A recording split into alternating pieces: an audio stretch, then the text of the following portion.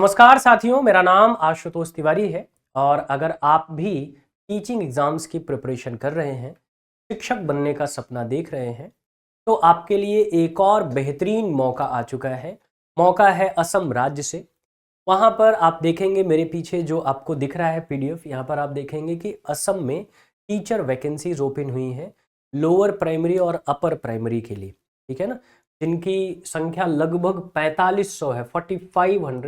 4500 vacancies आपके लिए open हुई हैं, जिसमें से 2900 यानी 2900 वैकेंसीज जो हैं वो आई हैं एलपी स्कूल्स के लिए, यानी लोअर प्राइमरी स्कूल्स के लिए। और अगर आप दूसरे पीडीएफ पर थोड़ी सी निगाह डालेंगे तो आपको समझ में आएगा कि लगभग आप देखेंगे अपर प्राइमरी स्कूल्स के लिए, यूपी का मतलब यहाँ अपर प्राइमरी से हो गया, अपर प्राइमरी स्कूल्स के लिए 1600।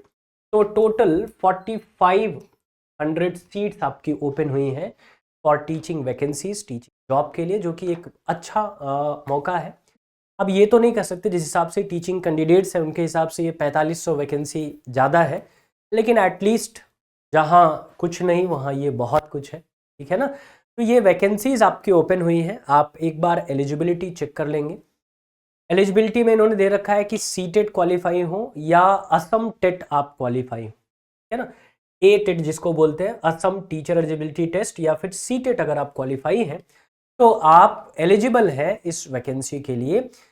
एक चीज का ध्यान रखिएगा, लोअर एज जो है वो 18 ईयर्स है और अपर एज जो है वो 40 ईयर्स है, 40 साल है। और एक और बात जो बहुत ज्यादा ध्यान देने वाली है कि अगर नई गवर्नमेंट नॉर्म्स के अनुसार जो असम में इस वैकेंसी में इस नोटिफिकेशन में दिया गया है कि अगर आप 2021 तक दो से अधिक बच्चे हैं, आपके विवाहित है, 2 से अधिक बच्चे हैं, तो आप इस वैकेंसी के लिए एलिजिबल नहीं है, ठीक है ना। 2 से अधिक जीवित बच्चों वाले पेरेंट्स इस वैकेंसी के लिए एलिजिबल नहीं। आपकी क्वालिफिकेशन हो कोई दिक्कत नहीं, आप सीटेट क्वालिफाई हैं, एटेट क्वालिफाई हैं, कोई दिक्कत नहीं।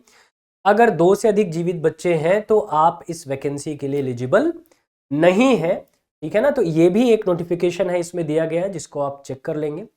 इसके अलावा 15 फेब से 15 फरवरी से आपका फॉर्म जो है वो फिल होना स्टार्ट हो जाएगा।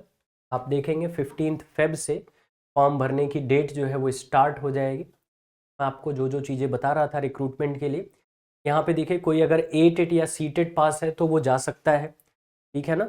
इसके अलावा आप देख रहे हैं 18 ईयर्स और 40 ईयर्स, जिसमें अनरिजर्व कैटेगरी, एक्स सर्विसमैन, इनके लिए जो रिलैक्सेशन है वो भी आपको दिया गया है। ये जो कैंडिडेट जो बता रहा था आपको, no person having more than 2 living children on or after 1/1/2021।